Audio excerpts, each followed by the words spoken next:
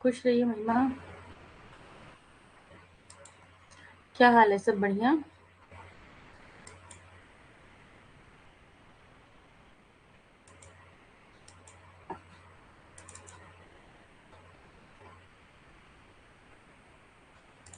आज हम लोग न्यू यूनिट स्टार्ट करेंगे।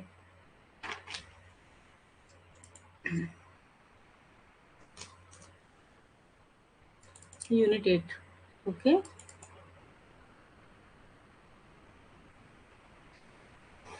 हाँ महिमा, मैं बिल्कुल ठीक हूँ।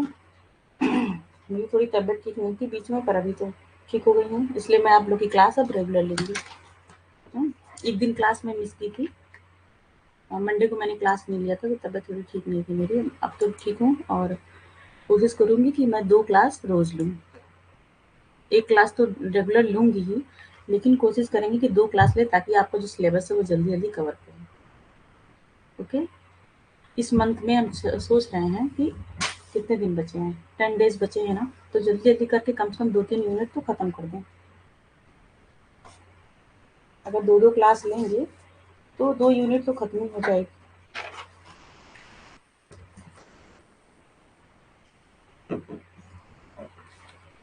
ताकि आप लोग को पूरा टाइम मिल सके रिवीजन का।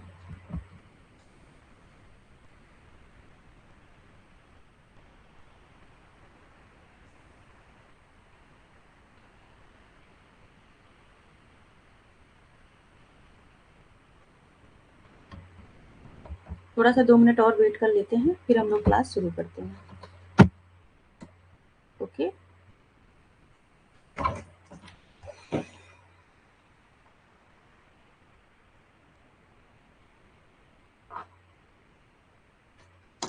महिमा, आप ही एमएड कर रही हैं ना?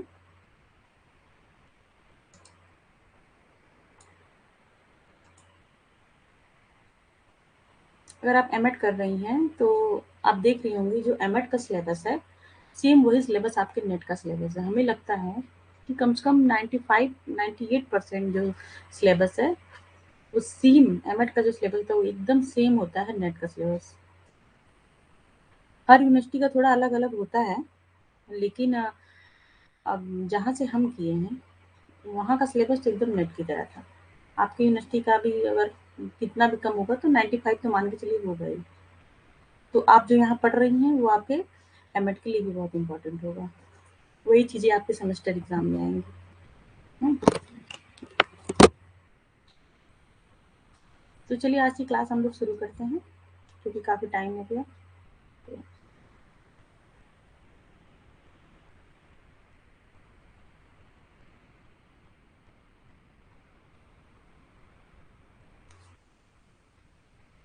आज की क्लास में हम लोग पढ़ेंगे एजुकेशन टेक्नोलॉजी के बारे में पढ़ेंगे। इसका दो दो चीज़ इसमें है। पहला क्या है, technology in education and technology for education, ये आपका यूनिट का नेम है। चलिए अब पढ़ते हैं कि कॉन्सेप्ट ऑफ एजुकेशनल टेक्नोलॉजी क्या होती है। हाँ, इतने सारे पॉइंट आपको पढ़ने हैं, तो एक बार हम ऐसे रिकैप कर देते हैं, उसको फिर से बता देते हैं। आप लोग के पास तो सिलेबस होगा ही, तो लेकिन फिर भी हम फिर से बता देते हैं एक बार। इसमें आपको पढ़ना है एजुकेशनल टेक्नोलॉजी, मतलब शैक्षिक तकनीकी बोलते हैं इसको। हाँ, एज ए डिसिप्लिन। हाँ, और इसमें पढ़ना है इंफॉर्मेशन टेक्नोलॉजी के बारे में पढ़ना है, कम्युनिकेशन टेक्नोलॉजी के बारे में पढ़ना है। ओके, उसके बाद पढ़ना है information and communication technology, ICT के बारे में पढ़ना है। फिर क्या पढ़ना है, instructional technology, application of educational technology in formal non formal. Okay, और इनफॉर्मल, तीनों वे में पढ़ना कि फॉर्मल में क्या एजुकेशन टेक्नोलॉजी क्या यूज होती है, और नॉन फॉर्मल में क्या कैसे यूज होती है, और इनफॉर्मल में कैसे यूज होती है। और इसमें क्या पढ़ना है, open and distance learning. Non formal में हम लोग को ओपन एंड डिस्टेंस, क्योंकि जो ओपन एंड डिस्टेंस लर्निंग होती है वो एक नॉन फॉर्मल एजुकेशन का ही तरीका है, इसलिए इसमें ऐसे दिया हुआ है। और फिर क्या पढ़ना, overview of behaviouristic cognitive and constructive theory. ये थ्योरी हम आपको पढ़ा चुके हैं, तो इसलिए यहाँ पे सिर्फ हल्का सा मतलब बता देंगे, पूरा डीप में हम नहीं जाएंगे, क्योंकि डीप में हमने यूनिट किसमें पढ़ाया था, यूनिट 3 में हमने इसको पढ़ाया है। लर्नर वाली जो थ्योरी थी उसमें मैंने इसको पढ़ाया, बहुत अच्छे से डीप में पढ़ाया है। तो आप लोग वहां जाके इसका वीडियो देख लीजिएगा। उसमें हम स्किनर के बारे में बताएं, पियाजे के बारे में बताएं, आसुबेल के बारे में, ब्रूनर के बारे में बताएं, इवागोत्स्की के बारे में हम नहीं बताएं, ठीक है। तो इसके बारे में हम इस क्लास में हम बता देंगे, इस यूनिट में वाइगोत्स्की के बारे में बता देंगे। फिर क्या पढ़ना है, relationship between learning theory and instructional strategies के बारे में पढ़ना है। इसमें क्या पढ़ना है, for large and small group, मतलब कि कोई लार्ज ग्रुप है, कोई स्मॉल ग्रुप है, कोई फॉर्मल ग्रुप है, कोई इनफॉर्मल ग्रुप है, ठीक है। तो उसको हम इंस्ट्रक्शन देते समय क्या क्या हम तकनीकी का यूज करेंगे, इस मतलब क्या क्या हमारा मतलब ये होगा कि जो हमारा क्या क्या प्लान रहेगा, किस हिसाब से हम उसको मेथड किस हिसाब से यूज करेंगे, इंस्ट्रक्शन देना है अगर हमको, तो लार्ज, स्मॉल, फॉर्मल और नॉन फॉर्मल ग्रुप में। ये जो आपका यूनिट 8 है ना, इसमें कुछ ज़्यादा कुछ है नहीं, बस सिर्फ आपको इसमें चीज़ों को समझना है, रटना नहीं, इसमें रट्टा नहीं मारना है। जो मैं समझाऊंगी बस आप कॉन्सेप्ट क्लियर करते चलिए और आपको समझ में आता रहेगा, इसमें कुछ नहीं रटना है। रटने वाला जो जो चीज़ें याद करनी है वो आपका क्या है, यूनिट बी में है, ठीक है ना। 8 का जो बी पार्ट है उसमें चीज़ें आपको उसमें याद करनी पड़ेगी, क्योंकि उसमें बहुत सारे मॉडल हैं, ठीक है।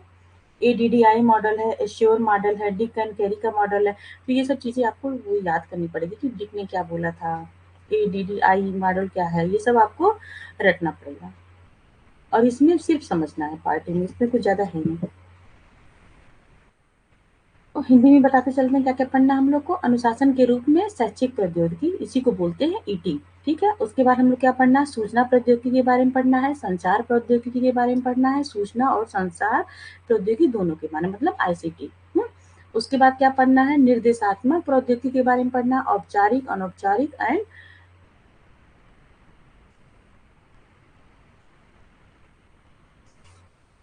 ठीक है, औपचारिक शिक्षा के बारे में पढ़ना है और अनौपचारिक शिक्षा के बारे में पढ़ना, और क्या पढ़ना है, समावेशी शिक्षा के बारे में पढ़ना है। चलिए देखते हैं फिर क्या है। जो शैक्षिक प्रौद्योगिकी है उसमें क्या है, उसमें व्यवहारवाद को पढ़ना है, संज्ञानात्मक को पढ़ना है और रचनावाद को पढ़ना है। और इसमें लिखा हुआ है, इसमें कुछ मतलब लोगों के नाम इसमें दे दिए हैं कि किसको किसको हमको पढ़ना है। इसमें स्किनर को और पियाजे को और आसुबेल, ब्रूनर और वाइगोत्स्की के बारे में पढ़ना। वाइगोत्स्की के बारे में हम पढ़ाएंगे और बाकी चीजें हम यूनिट 3 में पढ़ा चुके हैं, तो आप लोग वहां से जाके देख लेंगे वो वाली वीडियो। लर्निंग थ्योरी अगर जिसका नोट्स बन गया है वो तो अपना नोट्स में देख लेगा। जो लोग नए बच्चे ऐड हुए हैं बहुत सारे, वो लोग यूनिट 3 जाके देख लेंगे, तो समझ में आ जाएगा। क्योंकि बार बार अगर एक ही चीज रिपीट करेंगे ना तो टाइम बहुत ज्यादा चला जाएगा, ये चारों पढ़ाने में एक पूरी क्लास लग जाएगी। लर्निंग थ्योरीज और इंस्ट्रक्शनल स्ट्रेटजीज के बारे में बात करेंगे, और क्या करेंगे, छोटे समूह जो है, मतलब कि बड़े समूह और लार्ज ग्रुप, स्मॉल ग्रुप और औपचारिक और गैर औपचारिक समूहों के लिए कैसे इंस्ट्रक्शंस हमको देने हैं उसके बारे में पढ़ेंगे।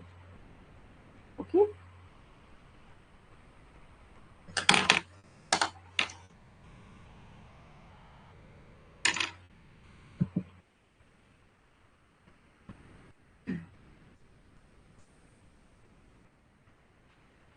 गुड इवनिंग शिल्पी।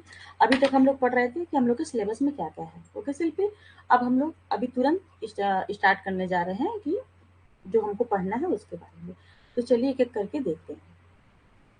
एजुकेशनल टेक्नोलॉजी, हिंदी इंग्लिश दोनों है। एजुकेशन टेक्नोलॉजी को क्या बोलते हैं, शैक्षिक प्रौद्योगिकी, शैक्षिक तकनीकी बोलते हैं, ठीक है। तो इसमें देखते हैं मीनिंग्स ऑफ टेक्नोलॉजी। पहले हमको देखना है कि टेक्नोलॉजी क्या है, उसके उसके बाद हम एजुकेशन के बारे में देखेंगे।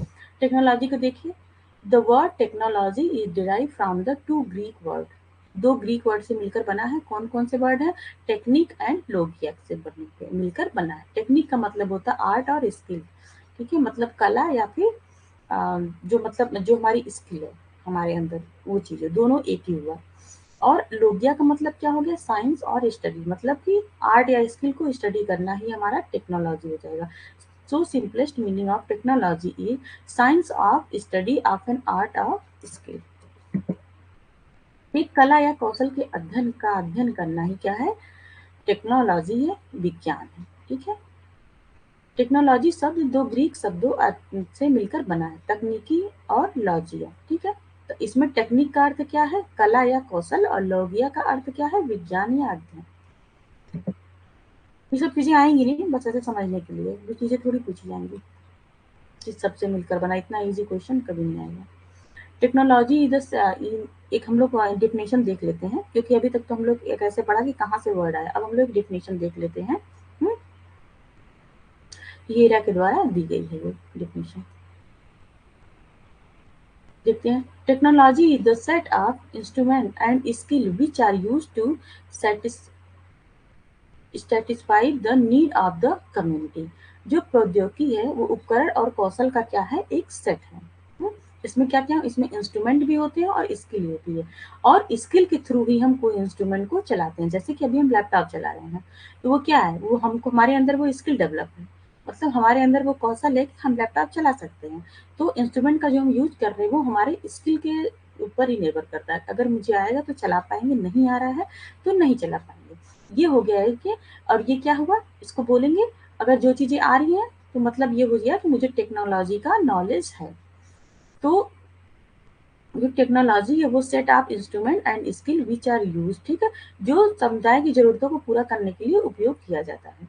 और टेक्नोलॉजी का इसमें बताया गया है, हीरा के द्वारा बताया गया है कि जो टेक्नोलॉजी का उपयोग होता है वो किसके लिए होता है, वो समुदाय की जरूरतों को पूरा करने। समुदाय मतलब कि जो पब्लिक है हमारी, वो हो गई हमारी समुदाय, उनकी ज़रूरतों को पूरा, मतलब पब्लिक की भी ज़रूरत क्या है, ऑनलाइन ऑनलाइन ज़्यादा चीज़ टीचिंग प्रेफर हो रही है, कि बच्चे, जो छोटे बच्चे वो भी घर बैठ के देख रहे हैं, जो बड़े बच्चे तैयारी कर रहे हैं, चाहे जो भी कर रहे हैं, तो उनको ऑनलाइन टीचिंग का बहुत ज़्यादा क्रेज हो रहा है। तो ये किसमें, इसमें क्या यूज हो रहा है, इसमें यूज हो रहा है टेक्नोलॉजी यूज हो रही है।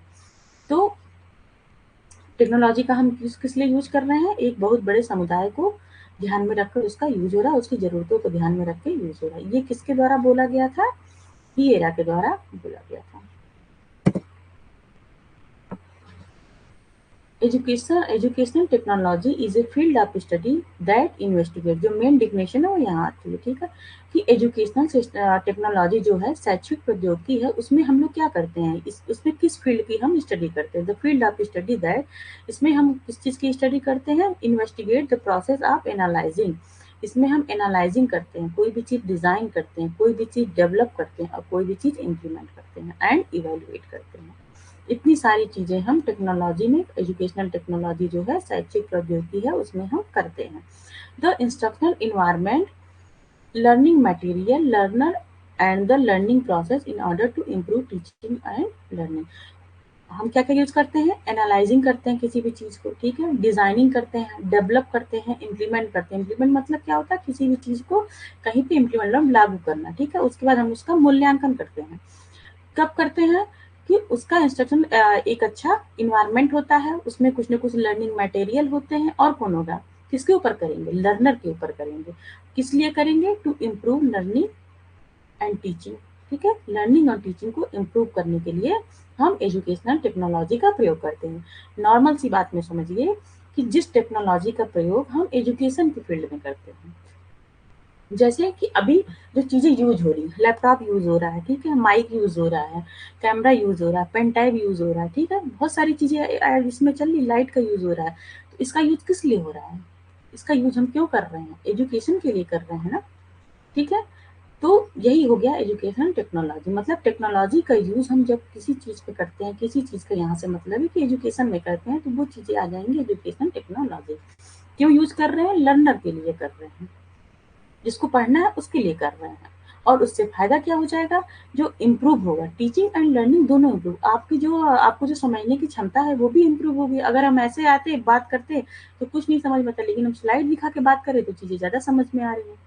तो इससे आपकी लर्निंग भी इम्प्रूव हुई और मेरी टीचिंग भी इम्प्रूव, मुझे पढ़ाने का तरीका भी अच्छे से आ रहा है, कि कैसे पढ़ाना है कि हम बच्चों को ज़्यादा अच्छे से समझा पाएँ, ठीक है। तो ये हो गया एजुकेशन टेक्नोलॉजी। इसमें देखते हैं, ये ऐसा एक इमेज दिख रहा होगा आपको, कि एजुकेशन टेक्नोलॉजी का मतलब बहुत सारा यूज है, क्या क्या इसमें टेक्नोलॉजी में एजुकेशन में यूज करते हैं, क्या क्या करते हैं। जैसे इसमें बहुत कुछ चीज़ें आपको दिख रही हैं। पहले तो अलार्म का यूज करते हैं, अलार्म बजता है, ये भी टेक्नोलॉजी से ही बना है ना। तो पढ़ाई में इसका भी यूज होता है, और क्या क्या, कैलकुलेटर का यूज होता है, वॉच का यूज होता है, ठीक है, कुछ लेबोरेटरी वर्क का यूज होता है, और माइक्रोस्कोप का यूज होता है। तो बहुत सारी चीजें हैं, ये सब चीजें किस में यूज होती हैं, एजुकेशन में यूज होती हैं। तो जब टेक्नोलॉजी का यूज एजुकेशन में हो रहा है तो वही हो जाएगा एजुकेशनल टेक्नोलॉजी, नॉर्मल सी बात है। आ रहा है समझ में सबको।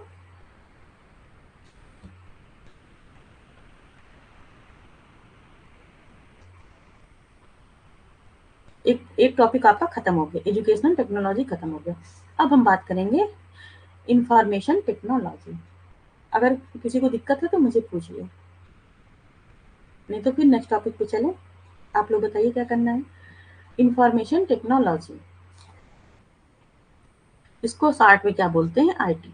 Information technology is the okay महिमा is the use of any computer storage networking and the physical devices infrastructure and process to create, process, store, secure and exchange all form of electronic data।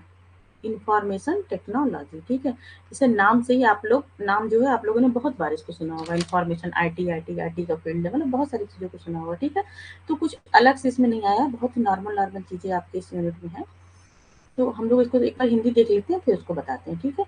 सूचना प्रौद्योगिकी IT क्या है? Electronic data के सभी रूपों को बनाने, संसाधित करने, स्टोर करने, सुरक्षित करने और विनिमय करने के लिए किसी भी कंप्यूटर, भंडारण, नेटवर्किंग और अन्य भौतिक उपकरण, बुनियादी ढांचे और प्रक्रियाओं का उपयोग है। मतलब कि हम टेक्नोलॉजी में, मतलब कि जो भी चीज़ें बनी हैं, जैसे कि कंप्यूटर बना है आपका, ठीक है। कंप्यूटर का काम क्या क्या है? आपका जो डेटा है उसको स्टोर कर रहा है। जैसे आपका मोबाइल है, आप इस समय मोबाइल से हमारी क्लास देख रहे हैं, ठीक है। इसमें आप टेक्नोलॉजी का यूज कर रहे हैं, आप अपनी मोबाइल एजुकेशन के लिए यूज कर रहे हैं, तो वो क्या हो गया, एजुकेशन टेक्नोलॉजी। और आपके मोबाइल में क्या है, ढेर सारी इंफॉर्मेशन भी है, क्या क्या बहुत सारी चीजें उसमें स्टोर हुई है, उसमें नेटवर्किंग का काम चल रहा है, ठीक है। तो ये जो आपका जो मोबाइल इसमें यूज आ रहा है, आपकी टीचिंग में यूज आ रहा है, मतलब एक तरह से टेक्नोलॉजी आप कैसे कैसे यूज कर रहे हैं, आप अपने एजुकेशन में कर रहे हैं और उससे इंफॉर्मेशन भी आप उसमें इकट्ठा कर रहे हैं और उससे इंफॉर्मेशन आप ले रहे हैं, ठीक है। तो एजुकेशन में जो इंफॉर्मेशन टेक्नोलॉजी है, उसका मतलब यही हुआ कि हम टेक्नोलॉजी का जो उपयोग करते हैं वो इंफॉर्मेशन के तौर पर भी करते हैं, चीज़ों से इन्फॉर्म होने के लिए। मतलब कि बहुत सारी चीज़ें अपने मोबाइल से क्या क्या करते हैं, बहुत सारी चीज़ें आपको होती है, आप यूट्यूब देखते हैं, ठीक है, यूट्यूब देख रहे हैं, आप गूगल देखते हैं, तो बहुत सारी चीज़ें आप एजुकेशन के पर्पज़ से अपनी चीज़ों से, जो आपकी टेक्नोलॉजी है उससे आप इंफॉर्मेशन ले रहे हैं। तो ये हो जाएगा आपका इंफॉर्मेशन टेक्नोलॉजी इन एजुकेशन। इसका बहुत सारे यूजेस हैं जो आप डेली भी यूज़ करते हैं। इसमें आप इसको देखेंगे तो ज़्यादा क्लियर हो जाएगा। इंफॉर्मेशन टेक्नोलॉजी, किस किस चीज़ों से आप इंफॉर्मेशन ले रहे हैं, ठीक है। सर ये क्या है, सर्वर है, जो आपका सर्वर है उससे ले रहे हैं। इंटरनेट से आप इंफॉर्मेशन ले लेते हैं, आपका नेटवर्क अच्छा रहेगा तो इंफॉर्मेशन मिलेगा, ठीक है। एप्लीकेशन बहुत सारे, जैसे आप में क्या फिलर फॉर्म का एप्लीकेशन है, तो उससे आपको क्या मिलता है, फिलर फॉर्म के एप्लीकेशन से आपको इन्फॉर्मेशन मिलती है ना, कि कौन सा क्लास कब हो रहा है, फर्स्ट फरवरी क्लास कब हो रही है, सेकंड फरवरी क्लास कब हो रही है, क्लास होगी कि नहीं होगी, कितनी सारी इन्फॉर्मेशन आपको मिलती है। तो ये सारी चीजें क्या है, ये टेक्नोलॉजी है ना, जिसका उपयोग आप इंफॉर्मेशन लेने में कर रहे हैं। तो ये हो गया आईटी, इंफॉर्मेशन टेक्नोलॉजी। फिर छोटे छोटे टर्म है, बस आप उसका क्या है कि उसको बस हल्का सा समझते चलिए, उसमें ज्यादा कुछ है नहीं, ओके। अगर इस यूनिट से क्वेश्चन आएंगे तो आप बहुत इजीली कर ले जाएंगे। बस क्या है कि थोड़ा सा ध्यान देके समझने का इस पे है, फिर और कुछ नहीं इसमें। इंफॉर्मेशन एंड कम्युनिकेशन टेक्नोलॉजी, मतलब आईसीटी। इसमें क्या है, इसमें आपको इंफॉर्मेशन मिली और आप क्या करेंगे, कम्युनिकेट भी करेंगे। मतलब कि अभी आपकी जो मोबाइल है जिसमें आप गूगल में देख रहे हैं, ठीक है, गूगल में आप गए तो आप उसमें सिर्फ इंफॉर्मेशन लिए, उसमें आप कम्युनिकेट नहीं कर पाए, ओके। लेकिन मान लीजिए उसमें जैसे कि उसमें यूट्यूब आप देख रहे हैं, यूट्यूब की कोई लाइव क्लास आप देख रहे हैं, उसमें आप कम्युनिकेशन भी कर रहे हैं अपने टीचर के साथ। जो भी आपको प्रॉब्लम आ रही है अपने टीचर से पूछते हैं, टीचर तुरंत रिप्लाई, मतलब कम्युनिकेशन भी हो जाएगा। तो ये हो जाएगा information communication technology. The term information and communication technology includes various forms of technology। इसके अंदर बहुत सारे फॉर्म्स हैं, मतलब अलग अलग टाइप की टेक्नोलॉजी होती है। That are used to create, किसके लिए यूज होता है, क्रिएट, कोई चीज बनाने के लिए, डिस्प्ले करने के लिए, शो करने के लिए, उसको स्टोर करने के लिए, ठीक है, प्रोसेस करने के लिए, एंड ट्रांसमिट। प्रोसेस मतलब कोई चीज प्रोसेस में चल रही है, और ट्रांसमिट का मतलब क्या हो गया कि एक एक चीज दूसरे चीज में साझा करना। मतलब कि जो हमारी जानकारी है, वो हमारी जो जानकारी है वो हम आपसे साझा कर रहे हैं, आपके साथ कम्युनिकेट कर रहे हैं, आपके साथ ट्रांसमिट कर रहे हैं अपनी नॉलेज को। तो ये क्या हो गया, किसके थ्रू कर रहे हैं, हम टेक्नोलॉजी के थ्रू कर रहे हैं, मतलब कम्युनिकेशन थ्रू टेक्नोलॉजी। ओके, तो ये हो जाएगा। और हम दे क्या रहे हैं, आपको इंफॉर्मेशन दे रहे हैं, तो इंफॉर्मेशन कम्युनिकेशन टेक्नोलॉजी। आप अगर एक साथ बोलेंगे तो ऐसे कह सकते हैं। ये किसके द्वारा कही गई थी, यूनेस्को के द्वारा 2007 में ये डिफिनेशन दी गई है। हिंदी में एक बार देख लेते हैं। सूचना और संचार प्रौद्योगिकी मतलब कि आईसीटी शब्द में विभिन्न प्रकार की प्रौद्योगिकियां शामिल हैं, जिनका उपयोग इलेक्ट्रॉनिक माध्यमों द्वारा जानकारी बनाने, प्रदर्शित करने, स्टोर करने, संसाधित करने, ठीक है, संचालित होगा यहाँ पे संसाधित का मतलब शेयर का है क्या, इसमें संचालित करने और साझा करने या आदान प्रदान करने के लिए किया जाता है। ठीक है,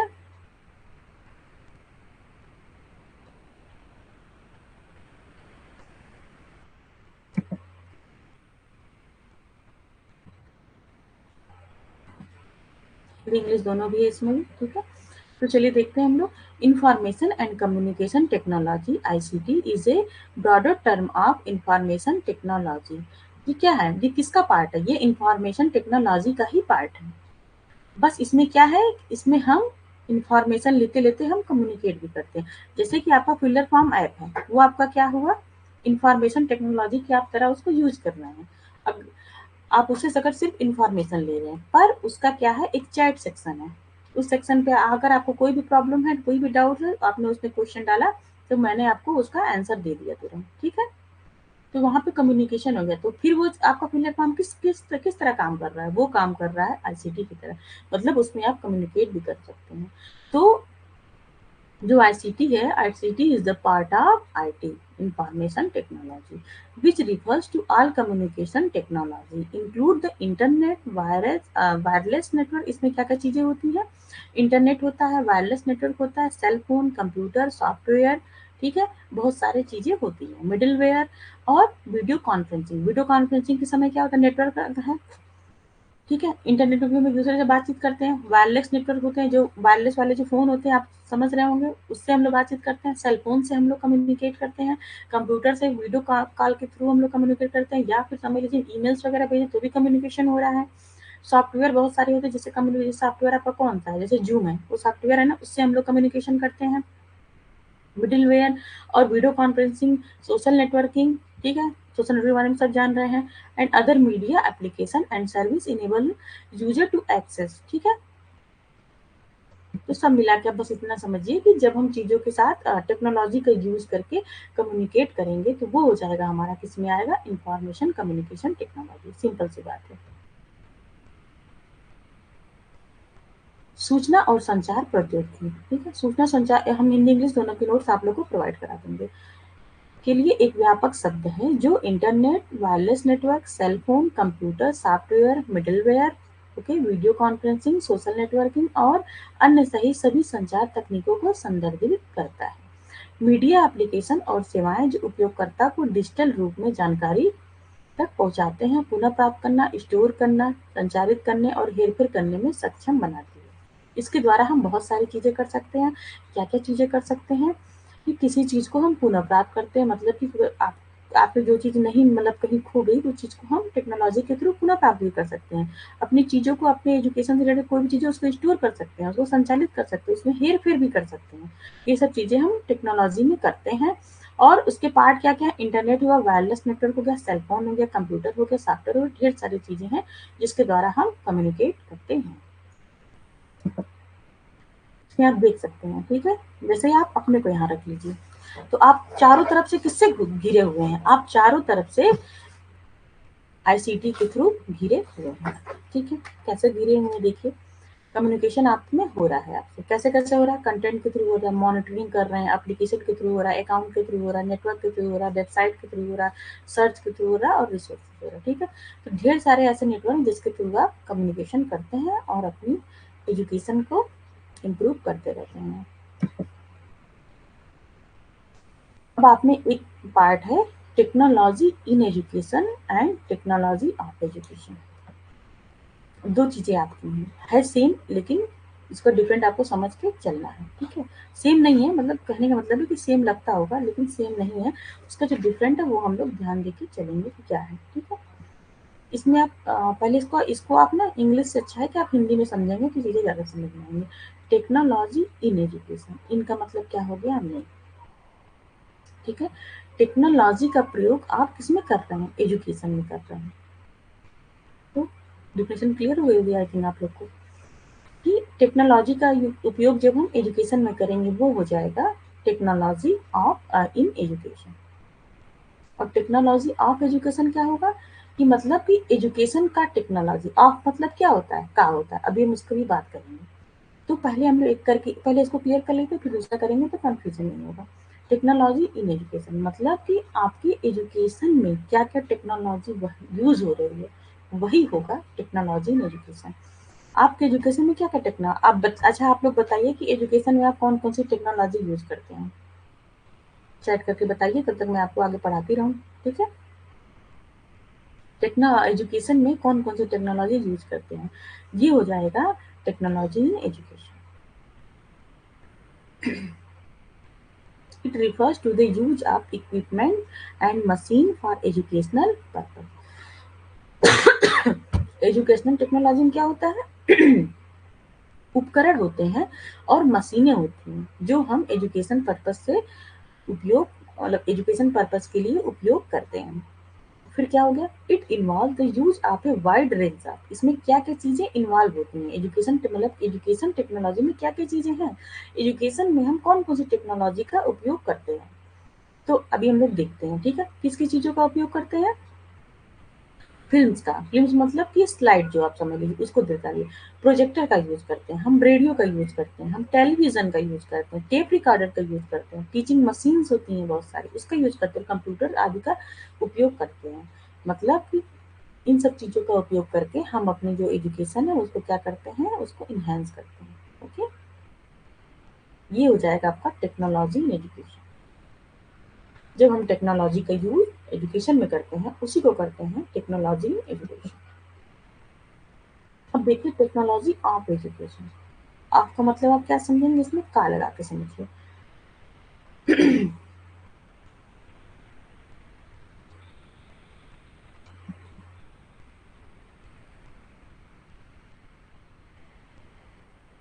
तो देखते क्या क्या चीजें हैं, it refers to the application of behaviour science like psychology of educational theory, ठीक है। इसमें आप समझिए कि टेक्नोलॉजी ऑफ एजुकेशन, एजुकेशन का टेक्नोलॉजी क्या है, मतलब कि अगर आपको किसी को शिक्षा देनी है, जैसे हमको आपको शिक्षा देनी है, ठीक है, शिक्षा का मतलब क्या हो गया, आपको टीचिंग देनी है, आपको हमें टीचिंग देनी है, तो हम कुछ ना कुछ टेक्नोलॉजी यूज करेंगे, क्या क्या तकनीकी यूज करेंगे, मतलब क्या क्या हम उसमें मेथड यूज करेंगे, बहुत सारे हम मेथड यूज करेंगे ना। आपको आपको पढ़ाने के लिए आप लोगों ने पढ़ा भी होगा, टीचिंग लर्निंग के बहुत सारे मेथड दिए गए हैं, ठीक है। तो जब हम टीचिंग को अपने टीचिंग को इम्प्रूव करने के लिए हम जो जो मेथड यूज करेंगे, जो टेक्नोलॉजी का यूज करेंगे, वो हो जाएगा टेक्नोलॉजी ऑफ एजुकेशन। और एजुकेशन में कोई चीज जैसे कोई कोई उपकरण यूज करती है तो वो होता है टेक्नोलॉजी इन एजुकेशन। और टीचिंग ऑफ द मेथड, बस सिंपल से समझिए कि method of the teaching is called technology of education, normal सा। ज्यादा चीजों के बीच में पढ़ेंगे तो कंफ्यूजन हो जाएगा, ठीक है। तो इसमें देखते हैं इसमें क्या क्या चीजें होती हैं, psychology of educational theory, practice practical teaching, learning problem, instruction and motivation etc. It is considered with the study of educational problem and the technique to be used in solving the teaching learning problem so that best result can be achieved. इसका मतलब ये हो गया कि education जब हम आपको कोई भी शिक्षा दे रहे हैं, कोई भी टीचिंग करा रहे हैं, किसी भी टॉपिक पे मतलब टीचिंग करा रहे हैं, तो उसमें क्या आपके पास कोई प्रॉब्लम आई, आपके पास कोई एजुकेशनल प्रॉब्लम आई, ठीक है, तो उस प्रॉब्लम को यूज उसको प्रॉब्लम को सॉल्व करने के लिए हम कोई ना कोई टेक्निक यूज कर रहे हैं ना। जैसे कि आप मान लीजिए कोई एक पीवाईक्यू है, आपको सॉल्व नहीं कर पा रहे, आपको समझ में नहीं आ रहा है वो चीज़, तो हम आपको सॉल्व करना मतलब उसको बता रहे हैं कि इसका ये मेथड है, इसका वो मेथड है, ठीक है। जैसे कि एक तरह से समझ लीजिए कि मैथ का कोई ऐसा क्वेश्चन है जो बच्चा सॉल्व नहीं कर पा रहा है, वो अपनी टीचर से पूछा तो टीचर क्या बोला कि इसकी एजुकेशनल कोई प्रॉब्लम है। तो जब टीचर है वो उसको प्रॉब्लम को क्या करेगा, सॉल्व करेगा, तो कैसे सॉल्व करेगा, कोई ना कोई टेक्निक लगा के सॉल्व करेगा ना। तो उससे क्या होगा, टीचिंग लर्निंग का जो प्रॉब्लम है वो सॉल्व हो गया, और फिर उससे क्या होगा, best result should be achieved.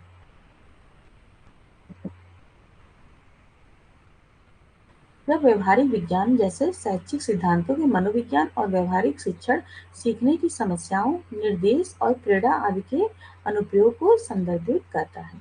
यह शैक्षिक समस्याओं के अध्ययन और शिक्षण अधिगम समस्या को हल करने में उपयोग की जाने वाली तकनीकी से संबंधित है, ताकि सर्वोत्तम परिणाम प्राप्त किए जाए। इसमें क्या होता है, जो शैक्षिक समस्याएं हैं उसमें हम क्या करते हैं, उसमें हम कुछ न कुछ क्या करते हैं, टेक्निक का यूज करते हैं। हम्म? कुछ न कुछ हम तकनीक का यूज करते हैं। क्यों यूज करते हैं, कोई कोई जो हमारी प्रॉब्लम आए, कोई कोई न कोई हमारी जो समस्या आई उसको सॉल्व करने के लिए हम टेक्निक का यूज करते हैं। किस लिए यूज करते हैं, ताकि जो हमारा परिणाम है, जो हम टीचिंग कर रहे हैं, उसका रिजल्ट जो आए अच्छा है। ये हो जाएगा education of technology of education, education of technology और टेक्नोलॉजी ऑफ एजुकेशन। ठीक है।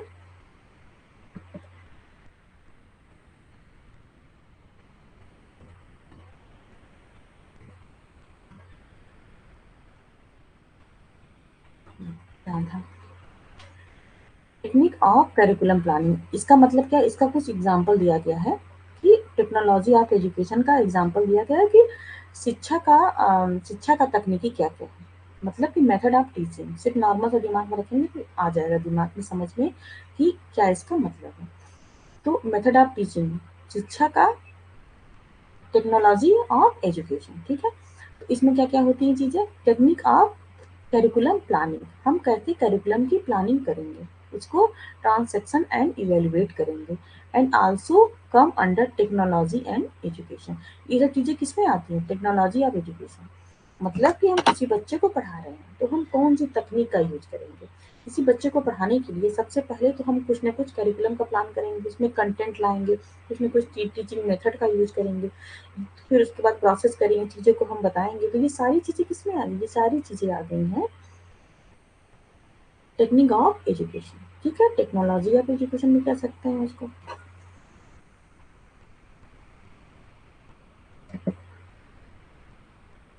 अब आपका एक टॉपिक है कि education technology in formal way, non formal and informal.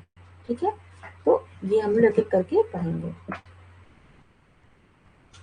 पहले तो हम इसका एक वो बता देते हैं, बस ओवरव्यू बता देते हैं कि फॉर्मल एजुकेशन क्या होती है। फॉर्मल एजुकेशन मतलब क्या होता है, औपचारिक शिक्षा। तो औपचारिक शिक्षा ये होती है कि ऐसी शिक्षा जो किसमें दी जाती है, स्कूल में दी जाती है, जो हमारे स्कूल है उसमें जो शिक्षा दी जाती है वो हो जाएगी औपचारिक शिक्षा, मतलब कि फॉर्मल एजुकेशन। ठीक है। और नॉन फॉर्मल क्या होगा, जो स्कूल के बाहर दी जाती है, out of school. Out of school का मतलब क्या हो गया, कौन सी शिक्षा हम लोग आउट ऑफ स्कूल पाते हैं, जैसे कि मान लीजिए कि टूर पे लेके गए टीचर आपको। ठीक है। आपसे कोई प्रोजेक्ट करवा लिए, तो इससे जो आपको शिक्षा मिली, इसी बहुत सारी चीजें हो सकती है, लैब में कोई कवर करा सकते हैं, आपको फील्ड वर्क दे सकते हैं, कुछ भी दे सकते हैं।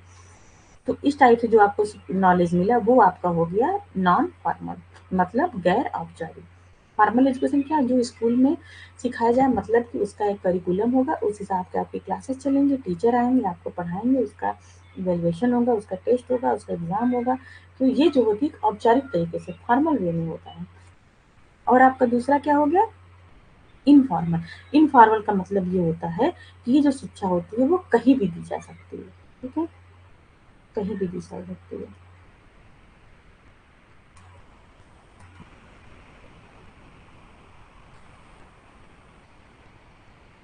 ऐसे शिक्षा कहीं भी दी जा सकती है। ठीक है, मतलब कि ये जो एजुकेशन है, इनफॉर्मल एजुकेशन, ये लाइफ टाइम चलती रहती है।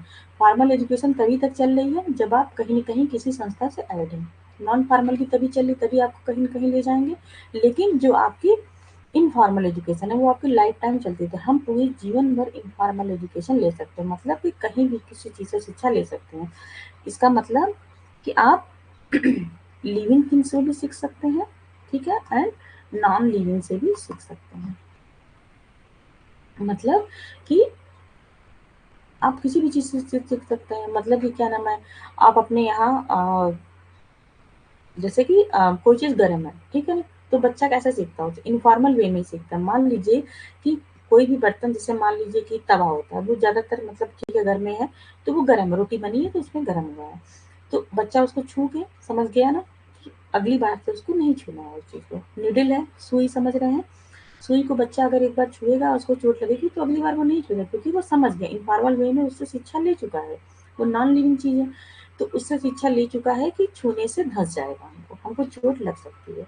तो ये आपका, अगर इस टाइप से एजुकेशन मिलेगी तो आपका इनफॉर्मल, मतलब कहीं भी शिक्षा मिल सकती है, किसी के द्वारा दी जा सकती है, ठीक है? इसमें लिविंग्स भी होते हैं, नॉन लिविंग्स। हवा से भी आप शिक्षा ले सकते हैं, जैसे कि हवा का क्या काम, निरंतर चलते रहना है। पहाड़ से शिक्षा ले सकते हैं कि मानो चट्टान की तरह हम अपनी मुसीबतों में, कुछ भी आए हमें खड़ा ही रहना है हमें, ठीक है? तो किसी भी चीज़ से आप शिक्षा ले सकते हैं। तो अगर इस चीज़ से आप शिक्षा लेते हैं तो आपका इनफॉर्मल हो गया, इनफॉर्मल एजुकेशन, मतलब कहीं भी किसी के द्वारा शिक्षा आप खुद से ले सकते हैं, ठीक है? और नॉन फॉर्मल क्या हो गया, जो आपको teacher out of the school कोई क्या चीज़ें दे दिए, तो आपका हो गया नॉन फॉर्मल एजुकेशन।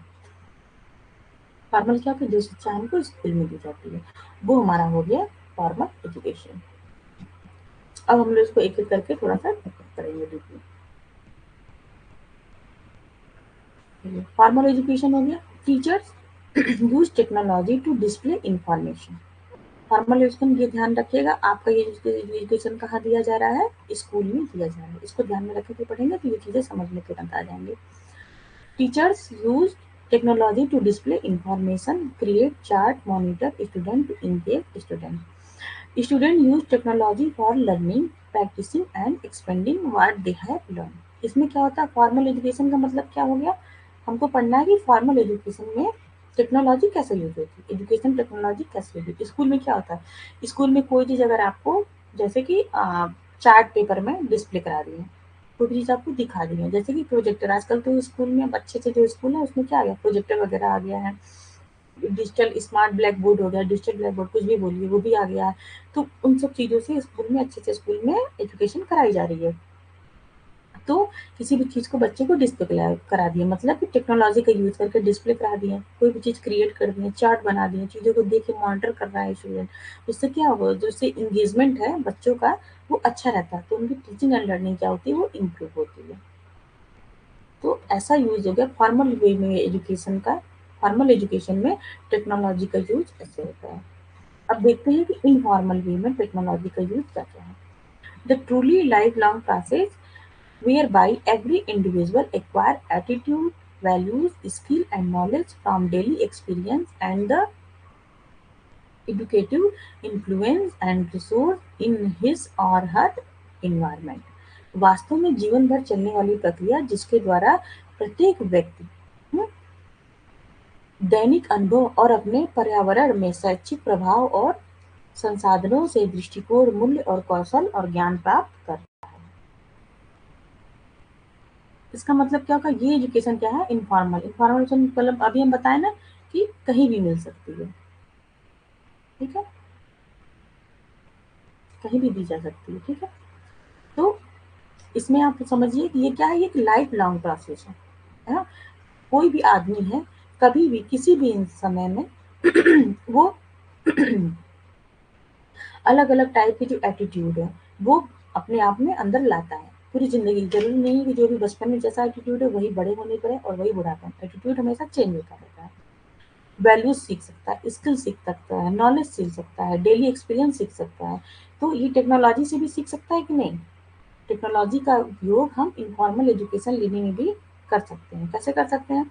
मान लीजिए कि आप यूट्यूब देख रहे हैं, आप कोई अच्छा मोटिवेशनल वीडियो देखें, तो आप उससे मोटिवेट हो गए, तो इनफॉर्मल वे में भी आप टेक्नोलॉजी का यूज किए, तो उससे क्या हुई, आपको अंदर मूल्य हुए, मोटिवेट हो गया, आपके अंदर कोई ना कोई अच्छा मूल्य आ गया, ठीक है।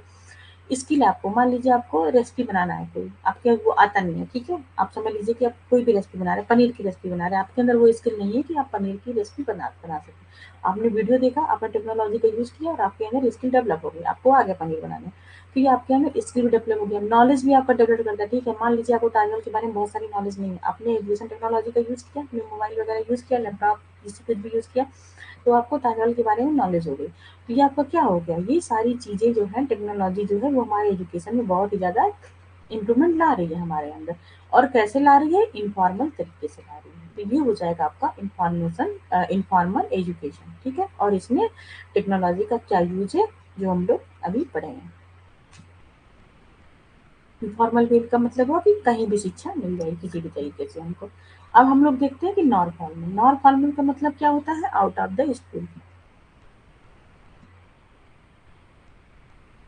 छोटे छोटे जो टर्म होते हैं ना, अगर वो आप दिमाग में रखेंगे तो आपको डिफिनेशन पढ़ने की जरूरत ही नहीं पड़ेगी, पढ़ती ही चीजें तुरंत समझ में आ जाएंगी।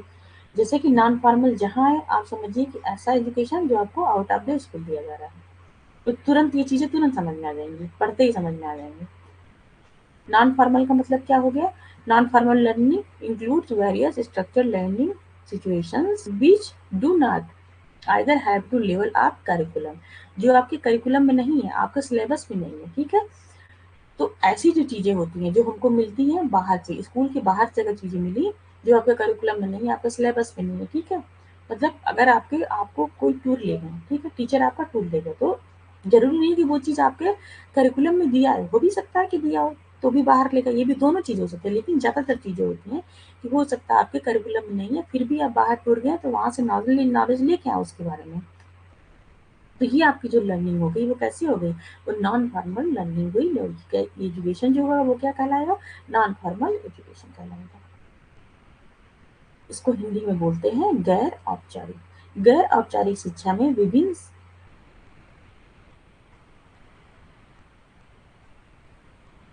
शिक्षा स्थितियां शामिल हैं जिनमें या तो पाठ्यक्रम का स्तर नहीं है, पाठ्यक्रम मान्यता प्रमाणन और औपचारिक शिक्षा से जुड़ा हुआ है। ऐसा जो स्तर है क्या है, इसमें कोई पाठ्यक्रम नहीं होता है, कोई सिलेबस नहीं होता है, और इसमें किसी सर्टिफिकेशन की भी जरूरत नहीं पड़ती है।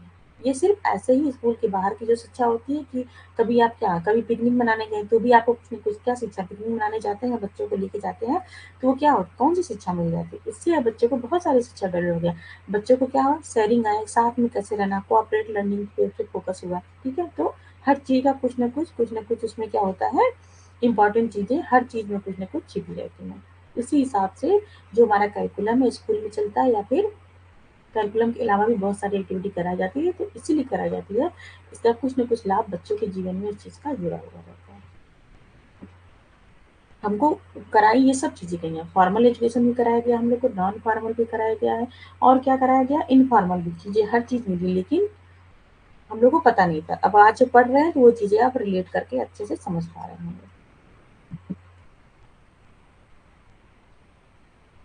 अब हम लोग देखते हैं कि डिस्टेंस एजुकेशन और क्या है, आपने एक ओपन लर्निंग, दो दो टॉपिक और हैं आपके, उसको भी हम लोग कवर करते हैं। डिस्टेंस एजुकेशन क्या है, डिस्टेंस एजुकेशन का मतलब क्या हो गया, दूरस्थ शिक्षा, हिंदी होगी इसकी, ठीक है। दूरस्थ शिक्षा हिंदी इंग्लिश दोनों में बनाया है। दूरस्थ शिक्षा अब अभी क्या हो रहा है, अभी जो हो रहा है, अभी हमारा आपका जो हो रहा है इंटरेक्शन, वो कैसे हो रहा है, वो डिस्टेंस लर्निंग के थ्रू हो रहा है ना। आप कहीं और बैठ के, पता नहीं कितने दूर दूर से लोग बैठ के ये वीडियो देख रहे हैं, ठीक है, अदर स्टेट से बैठ बैठ के लोग वीडियो देख रहे हैं, तो डिस्टेंस पे देख रहे हैं ना। तो ऐसा जो एजुकेशन हुआ वो क्या हुआ, डिस्टेंस एजुकेशन, मतलब कि टीचर और स्टूडेंट एक साथ नहीं है, और तब भी लर्निंग टीचिंग लर्निंग प्रोसेस हो रही है, दैट्स कॉल्ड डिस्टेंस एजुकेशन। इसमें कुछ पॉइंट्स हैं, उसको हम लोग देखते हैं तो चीजें और क्लियर हो जाएंगी। लैक ऑफ डायरेक्ट, डायरेक्ट का मतलब फेस टू फेस चीजें नहीं होती हैं, interaction between teacher and the student. इसमें क्या होता है, face to face teaching learning नहीं होती है, हम लोग दूर पे बैठ के चीजों को सीखते हैं, जैसे हम कहाँ से बैठ के पढ़ा रहे हैं और आप कहाँ से बैठ के सीख रहे हैं, तो हमारे अंदर डिस्टेंस है, तो इस टाइप की एजुकेशन होगी distance education. Openness with regard to time and place of the study, इसमें क्या है, इसमें टाइम और प्लेस की कोई बाउंडेशन नहीं होती, कोई कहीं भी बैठ के किसी भी टाइम चीजों को देख सकता है। और flexibility in the selection of the course, आपको कोर्स को सिलेक्ट करने में फ्लेक्सिबिलिटी भी दी जाती है, जैसे कि आप कहीं भी बैठ के आप शिक्षा ले सकते हैं और किसी भी कोर्स में दाखिला ले सकते हैं, जैसे कि अभी 6 मंथ का भी कोर्स है, 12 मंथ का भी कोर्स है, फर्स्ट प्लस सेकंड पेपर का भी कोर्स है, तो वो आपके ऊपर, ये फ्लेक्सिबिलिटी है, जरूरी नहीं है कि आप 12 मंथ वाला ही लें, 6 मंथ वाला लें, ये आपके ऊपर डिपेंड करता है आप कौन सा कोर्स चाहते हैं, ठीक है। तो उसमें क्या है, फ्लेक्सिबिलिटी, फ्लेक्सिबिलिटी का मतलब होता है लचीलापन, कि आपके ऊपर, वो लर्नर के ऊपर डिपेंड होता है। Use of different information and communication technology to impart education, और क्या चीज़ होती है इसमें, डिफरेंट क्या होती है इसमें, education information and communication technology का यूज होता है। जैसे कि हर आदमी अलग अलग टाइप का इंफॉर्मेशन कम्युनिकेशन टेक्नोलॉजी, कोई मोबाइल से देख रहा है, कोई लैपटॉप से देख रहा है, कोई किसी चीज़ से देख रहा है, ठीक है। तो ये अलग अलग चीज़ों से डिपेंड करता है और अलग अलग चीज़ें इसमें यूज होती हैं। Learning is certified by some institute और एजेंसी। इसमें जो डिस्टेंस लर्निंग होती है, ये इसका सबसे मेन पॉइंट यही है कि ये कहीं न कहीं से क्या होती है, सर्टिफाइड होती है किसी न किसी इंस्टीट्यूट या एजेंसी से। जैसे अभी आज हो रही है, वो कहाँ से सर्टिफाइड, वो फिलर फॉर्म से है, ठीक है। तो हम लोग जहाँ से डिस्टेंस लर्निंग कर रहे हैं, वो किसी न किसी चीज़ से क्या होती है, सर्टिफाइड होती है। अब देखते हैं influence of educational institute in planning and preparing study material for student and rendering a support service. इसमें क्या हो गया कि जो एजुकेशनल इंस्टीट्यूट होते हैं, वो अपने हिसाब से उसमें प्लानिंग करते हैं, स्टडी मटेरियल बनाते हैं, प्रिपरेशन करते हैं to the support of the student, ठीक है। मतलब कि अभी जो हम आपको पढ़ा रहे हैं, तो उसका हम क्या, उसका पिलर फॉर्म के थ्रू हम प्लानिंग बनाए हैं, ठीक है। इस ऐप में हम आपको पढ़ा रहे हैं, प्लानिंग बनाए हैं, प्रिपरेशन करके हम आ रहे हैं, ठीक है। आपको स्टडी मटेरियल प्रोवाइड कर रहे हैं। तो ये क्यों हो रहा है, क्योंकि जो हमारा कोचिंग है वो सर्टिफाइड है किसी न किसी एजेंसी के थ्रू है, तो उस एजेंसी के थ्रू हम आपको डिस्टेंट एजुकेशन दे रहे हैं। अब देखते हैं इसका हिंदी देख लेते हैं। शिक्षक शिक्षकों और छात्रों के बीच क्या होता है, आमने सामने की बातचीत का इसमें अभाव होता है। मतलब आमने सामने बातचीत नहीं होती, तो क्या सिंपल सी बात है, डिस्टेंस लर्निंग हो गया, ठीक है। अध्ययन का समय और स्थान के संबंध में खुलापन होता है, मतलब फ्लेक्सिबिलिटी होती है, कोई कभी भी किसी समय 2 बजे रात में भी बैठ के वीडियो देख सकता है, अभी भी देख सकता है, ठीक है। स्थान का भी कुछ नहीं है कि मतलब इसी स्टेट वाले इसको ज्वाइन करेंगे, ऐसा कुछ है नहीं इसमें, ठीक है। तो पाठ्यक्रमों के चयन में लचीलापन होता है, कोई भी पाठ्यक्रम किसी भी समय किसी भी एज का ले सकता है उसमें, ठीक है। शिक्षा प्रदान करने के लिए विभिन्न सूचना और संचार प्रौद्योगिकी का उपयोग होता है। शिक्षा प्रदान के लिए अलग अलग टाइप के क्या होता है, इक्विपमेंट की जरूरत पड़ती है और अलग अलग टाइप की चीजों को, उपकरण का, टूल्स का यूज होता है इसमें। सीखना किसी संस्था या एजेंसी द्वारा प्रमाणित होता है। ये जो चीज होता है, वो किसी न किसी द्वारा जो डिस्टेंस लर्निंग कराई जाती है, वो कहीं न कहीं से प्रमाणित होता है, मतलब कहीं न कहीं किसी इंस्टीट्यूट से वो अटैच ही होगा।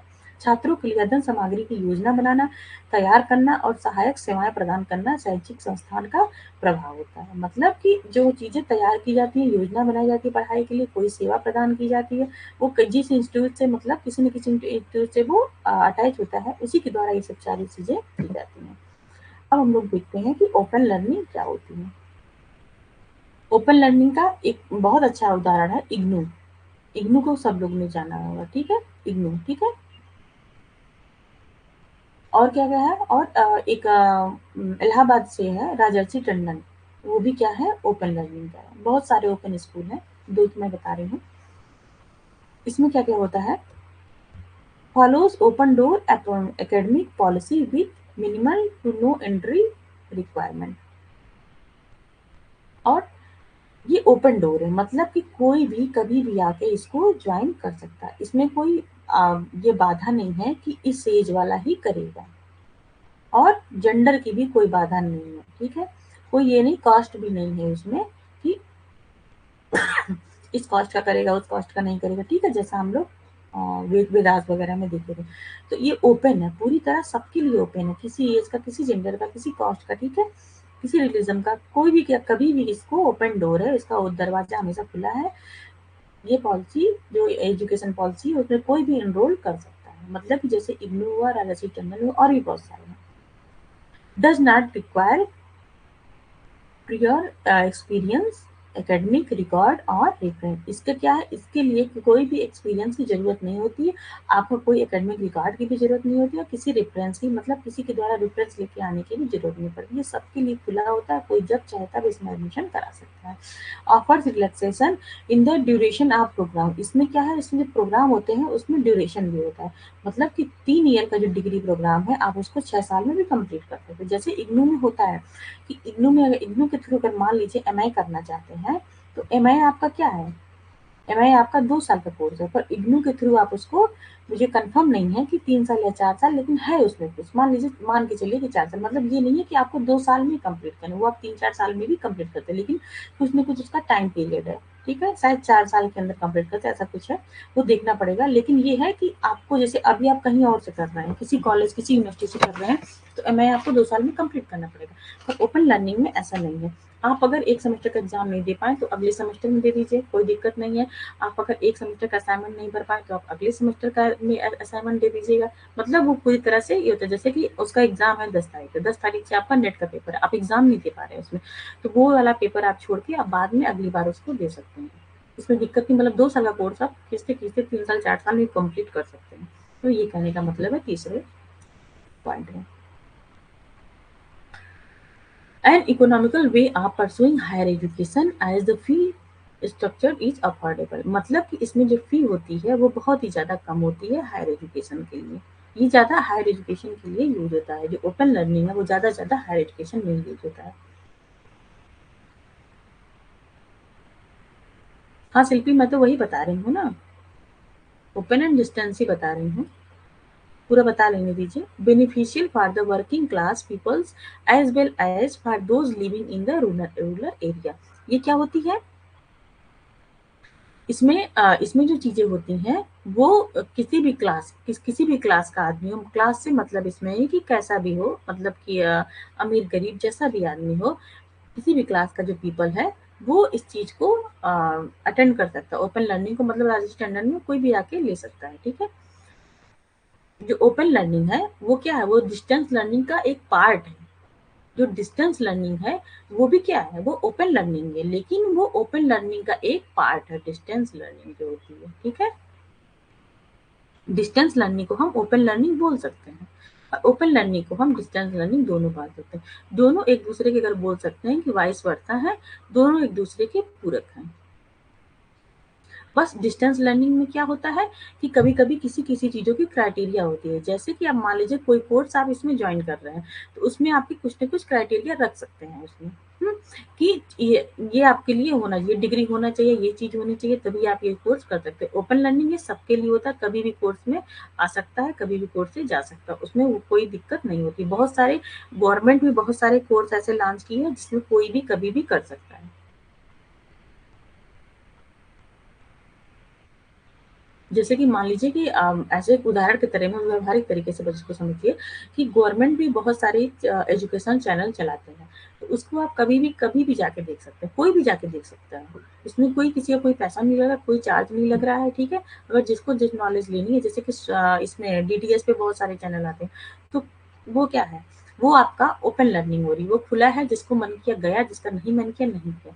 डिस्टेंस लर्निंग क्या है कि आपको किसी भी चीज़ के लिए आपको इनरोल्ड होना पड़ेगा उसमें लिए, ठीक है। अगर आपको कोई कोर्स करना है तो आपको एनरोल्ड होना है, आपको उसमें जाना है। हुँ? तो ये हो जाएगा आपका डिस्टेंस लर्निंग।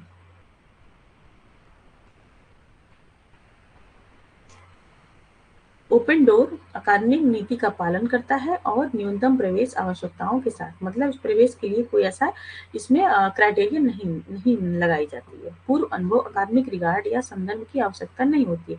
इसमें क्या किसी आपको अनुभव की जरूरत नहीं है, आपको किसी रिकॉर्ड की जरूरत नहीं है, मतलब आपके पास ये डिग्री हो वो डिग्री हो, इस सभी कोई जरूरत नहीं है, ठीक है। किसी का रेफरेंस लेके आपको नहीं जाना है। कार्यक्रमों की अवधि में छूट प्रदान करता है, जैसे कि 3 साल का डिग्री प्रोग्राम 6 साल में भी पूरा किया जा सकता है। उच्च शिक्षा प्राप्त करने के लिए एक किफ़ायती तरीका है, क्योंकि इसमें जो शुल्क है वो बहुत ही सस्ता होता है। कामकाजी वर्ग के लोगों के साथ ग्रामीण क्षेत्र, मतलब अगर कोई कामकाजी है कि जैसे कि कुछ लोग हैं अपना क्लास भी कर रहे हैं और ये नेट का जो पैकेज है वो भी लिए हुए हैं।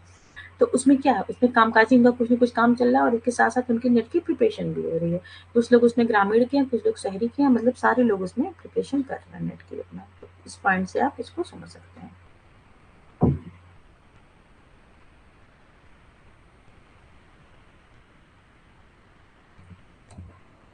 अब हम लोग देखते हैं कि लर्निंग की थ्योरीज क्या-क्या हैं।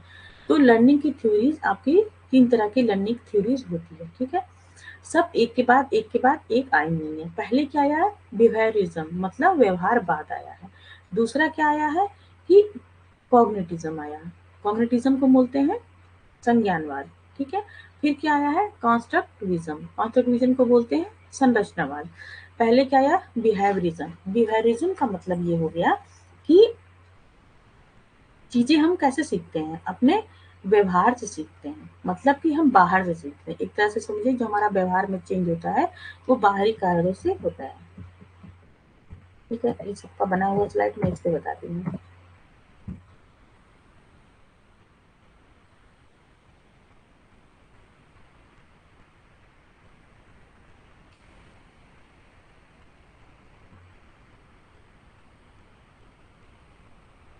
हाँ, दोनों में टाइम पीरियड एक्सटेंड होता है, लेकिन ये चीज़ डिस्टेंस में ज़्यादा होता है। डिस्टेंस लर्निंग हम लोग इग्नू को बोल सकते हैं, ठीक है?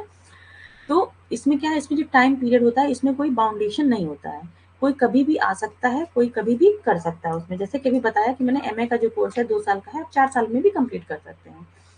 तो इसमें कोई टाइम का बाउंडेशन नहीं होता है। आप कह सकते हैं कि जो कि डिस्टेंस लर्निंग है वो किसका पार्ट है? वो आपका ओपन लर्निंग का पार्ट है। ठीक है, ओपन लर्निंग एक ब्रॉड चीज है, वो उसी का पार्ट है डिस्टेंस लर्निंग।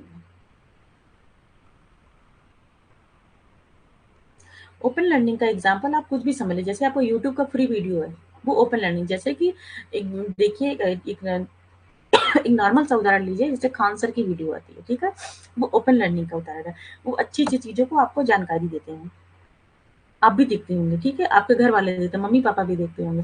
मतलब आदमी नहीं पढ़ रहा है फिर भी उनकी वीडियो देखता है, क्यों? क्योंकि वो नॉलेज दे रहे हैं। नॉलेज चीजें अच्छी होती है, वो हमको रिलेट होती है हमारे जीवन से, तो वो हमको अच्छी लगती है कि हाँ, हमको भी नॉलेज होता है कि मतलब बहुत सारी चीजें पे वो बनाए, ट्रेन पे बनाए, एरोप्लेन पे बनाए, तो हम चीजों को देखने का मन करता है उसको, उससे नॉलेज लेने को। वो ओपन सोर्स है कि कोई भी आके उसको देख सकता है, कोई भी जाके उसको कर सकता है। मतलब वो किसी चीज़ से कोई अटैच नहीं है, वो एक तरह से आपको नॉलेज दी जा रही है, अब लेना नहीं लेना आपका काम है, जो ज़रूरत जिसको है वो ले रहा है। और डिस्टेंस लर्निंग के लिए आपको उसमें क्या करना है, किसी भी एकेडमिक चीज़ में आपको एनरोल्ड होना पड़ेगा, ठीक है? एनरोल्ड होना पड़ेगा उसमें। आपका कुछ न कुछ उसमें एकेडमिक ईयर होगा डिस्टेंस लर्निंग का, कुछ न कुछ उसका एकेडमिक ईयर होगा कि आप इससे मतलब कि एमआई है 2 से 4 के बीच में ही करना है, उसके बाद आपको कोर्स खराब हो जाएगा, आप नहीं कर पाएँगे। ठीक है? आपको उसमें एनरोल्ड होना है, वो चीज़ें किसी न किसी एकेडमिक चीज़ से अटैच होंगी। तो ये हो जाएगा आपका डिस्टेंस लर्निंग। ओपन लर्निंग क्या है? ये ओपन सोर्स है, जब जो चाहे आए, देखे, उसको जाए, उसमें कोई दिक्कत नहीं है। हाँ, ये बोल सकते हैं, ठीक है? ओपन लर्निंग होता है, गूगल भी हो सकता है। जैसे गूगल में आज भी आप सर्च करेंगे तो आप नाम ले सकते हैं। 10 साल बाद आपका जेआरएफ निकल जाए, आपका असिस्टेंट प्रोफेसर हो जाए, तो भी आपको किसी चीज़ की जरूरत पड़ी तो आप गूगल पे गए, ओपन लर्निंग के थ्रू आप सोर्स को मतलब नॉलेज आप ले सकते हैं उस सोर्स के थ्रू। तो ये आपका हो जाएगा ओपन लर्निंग। आगे समझ में शिल्पी? डिस्टेंस लर्निंग जो भी हम कर रहे हैं, मतलब कि आप एक कोर्स में इनरोल्ड हैं, आपका कुछ न कुछ टाइम पीरियड, आपका बाउंडेशन, आप किसी न किसी एकेडमिक चीज से, किसी इंस्टीट्यूट से आप जुड़े हुए हैं। समझ में आया शिल्पी? फिर हम आगे बढ़े, तब हम बताएं थ्योरीज के बारे में बात करें।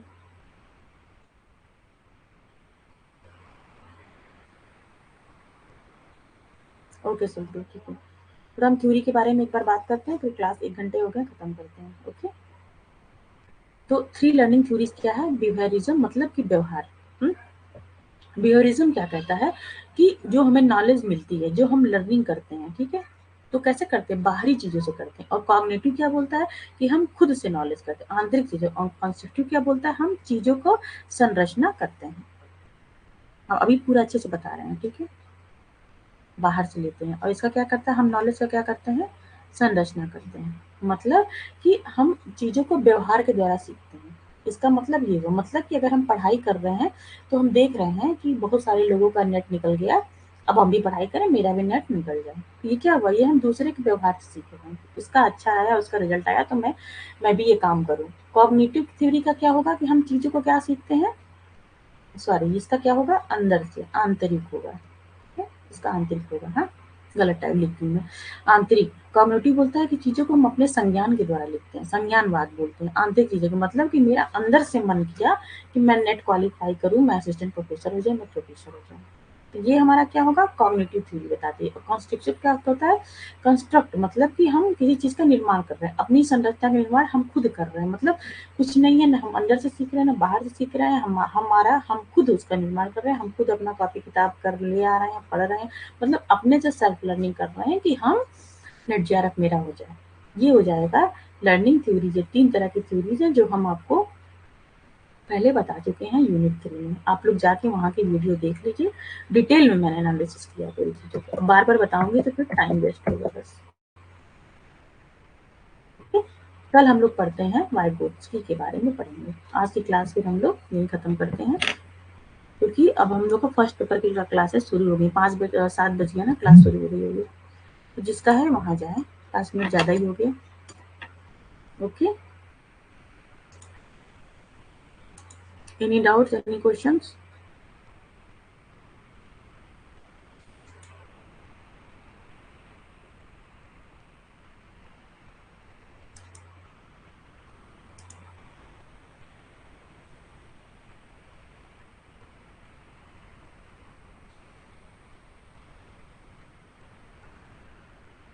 Okay, bye.